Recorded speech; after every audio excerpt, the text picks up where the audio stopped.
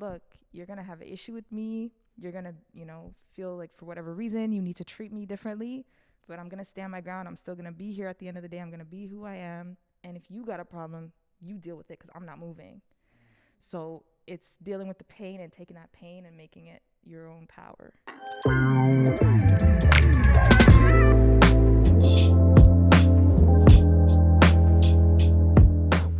Hey, what's going on? We are Trippy. We got Marina on bass, Phoenix on lead vocals, Truss on keys and back vocals, Malaika on back vocals, and Vania on drums. We all hail from the GTA, and this is our session with Off the Record. All right, guys, y'all hungry? Let's dig some crates. Let's see what we got here. You go first. How did the idea for Never Leaving come about?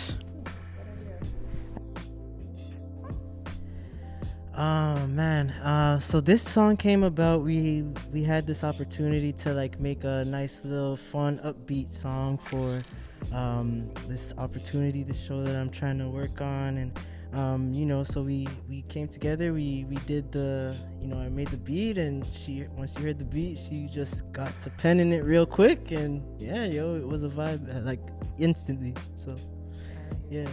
All right, bet. You want to do? All right. Yeah. Gems in here, man. Some of these might go missing. I'm not even gonna lie. Jeez. Okay. So Phoenix, you recently hopped on a track with rapper Shad. What was that experience like? Shout outs to the guy, Shad. Honestly, like, he's the most nice, genuine nerd, but cool. Like us. Like, we're cool, but we're nerd. And, like, he's got the right balance, and he's just talented. Like, his pen is ridiculous. I don't know why he decided to reach out to me and ask me to be on anything with him, but I'm so glad that he did. We did a joint together called Get It, Got It Good that was on his album, A Short Story About a War, which was, nominated for Polaris Prize. I felt kind of cool. And then, most recently, he dropped a track featuring myself called Out of Touch. And when we were making it, I was like, yo, this beat bangs. And I'm like, you should rap, like come hard, say some bars on here. And then when he came with it, it was talking about like everything that everyone's dealing with in the pandemic, and like how there's injustices, and how like we're all just so out of touch. And so it's like this contrast between this really dope beat that's like hype, and you want to dance to like the lyrics that are like, damn, like shit's really that bad right now. So shout outs to Shad for letting me be part of that. A lot of people have received the song really well, and that's always important as an artist. So yeah, he linked me, and it's always a thing, yo. Love that guy. Ooh, yo, honestly though, the Commodores, what do you even know, guy? Truss wants to sample like everything in here, bro. What's the significance behind your name, Trippy? It is not even that deep. It's really just our initials together. So my name is Tamari Russell and Phoenix Pagliacci, and so we just put it together, and it kind of made the word trippy. Trippy. We've just been running with it. Yeah, threw a period in there because everyone was using the X, and we're like, we don't want to do the X thing. Like, let's do something different. That's pretty much it. People hear the name and think like we're like super into like drugs and shit. Yeah. So like, electronic music and trippy raves and stuff, and then we show up, they're like, just the green, that's it for me. I ain't really out here like that, so get in there, Malaika. Okay, so based off the song title of your track, Chakra Khan, Alone, we gotta ask, who are your musical influences? Stevie Wonder. Yeah, that's my guy. Yeah, definitely. Yeah, Stevie. There's too many to name, but I'm a big fan of the neo soul vibes. So D'Angelo and Lauryn Hill, and that whole Soulquarians collective. Dilla, and too many to name. Yeah. What about you, Marina? Yeah. So who are some of your musical influences?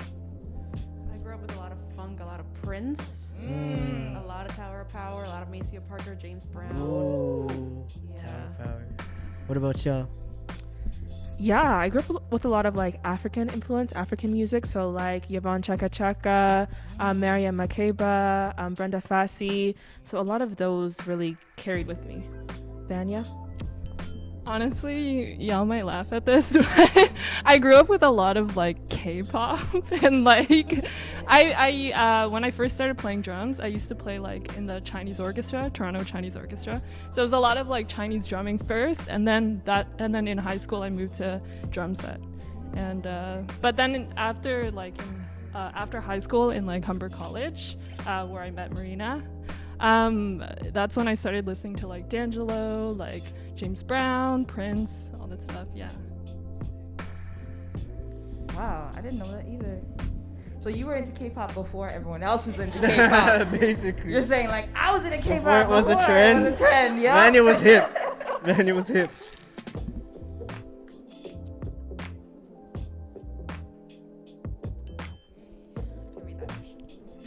Your single, Stand My Ground, is a heartfelt tribute to the Black Lives Matter movement. What prompted you to write this song, and how did you feel afterwards? Well, I mean, it's pretty simple, you know, like just being aware of your surroundings right now, just several injustices happening amongst Black lives everywhere, and trans Black lives and of the queer community, you know, so it's it was not only George Floyd, but even just like in our backyard too. For me personally, it was with the DeAndre Campbell situation in Brampton, and it was frustrating because growing up seeing him around, you know, you wouldn't think back then that you would grow up to see that, you know, so it was really for me just living with that in my face that kind of made me realize that we need to sit down and really, like, you know, let this out. Can't keep it bottled up anymore. So as far as how I felt afterwards, I felt definitely like, you know, it was a release, you know, but it's still a pressing issue, and, you know, something's got to be done, you know. But echoing the sentiment, I mean, obviously as people of color, we deal with people who feel that for whatever reason we shouldn't be treated equally, we shouldn't have the same things and opportunities and just the same fairness in life. And it's a reminder to those people. I mean, obviously penning it as artists, you know, artists want to capture the time, artists want to capture, you know, what we're living in, what we're enduring. But the title Stand My Ground is like, look, you're going to have an issue with me. You're going to, you know, feel like for whatever reason you need to treat me differently. But I'm going to stand my ground. I'm still going to be here at the end of the day. I'm going to be who I am. And if you got a problem, you deal with it, because I'm not moving. So it's dealing with the pain and taking that pain and making it your own power. right. No, honestly, though, like, I need to sample. Well, first I need to learn how to sample. Then I'm going to come back and sample some of these. All right. This one's for you, Marina. How is the music that you make together, or we make together, different from the music that we make, or you make, as solo artists? I think for me, when I work on my own music, and it's probably the same for any artist ever out there, like, what comes out is a product of who I am and whatever I want to talk about, my influences, musical, non-musical, my background, my upbringing, and then it's up to me to bring collaborators in if I want to.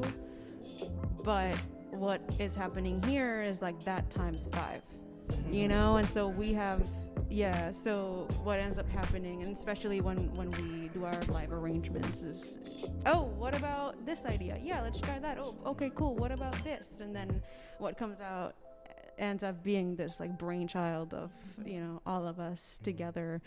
And so Trippy live would not sound the way it does if it wasn't exactly these 5 people who are here right now, right? Especially because Right after you said that, It just starts scrapping.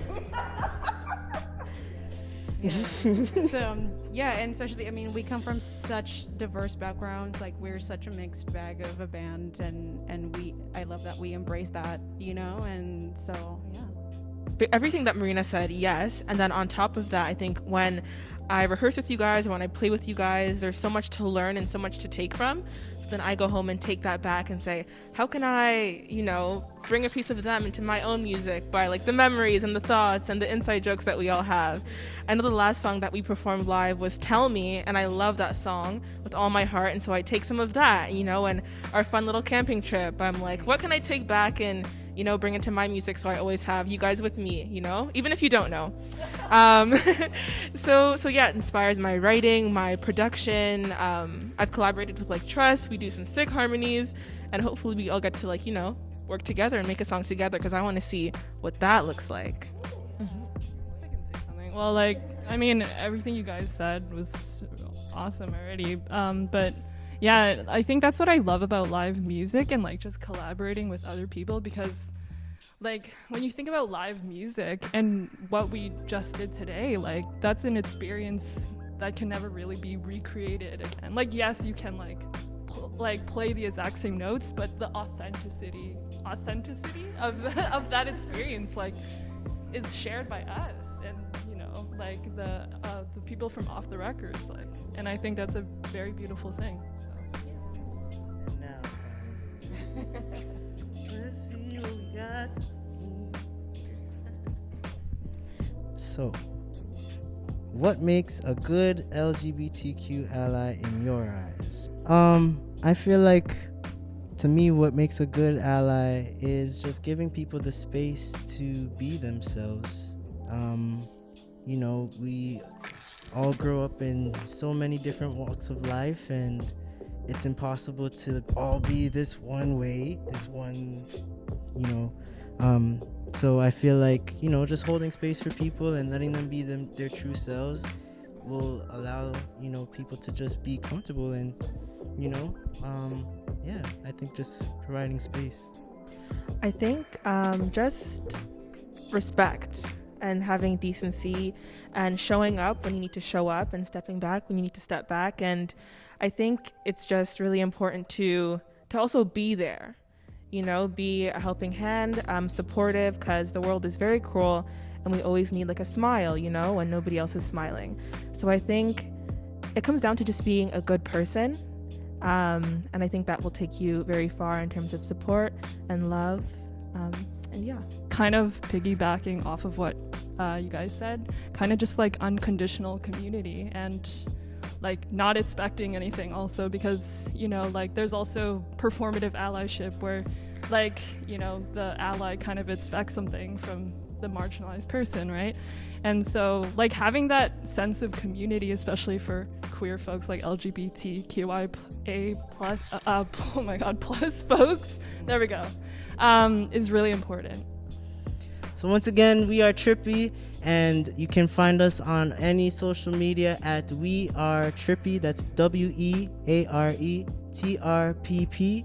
And you can find our music if you search Trippy, TRP.P, anywhere, any streaming platform that you listen to. Thank you so much for watching.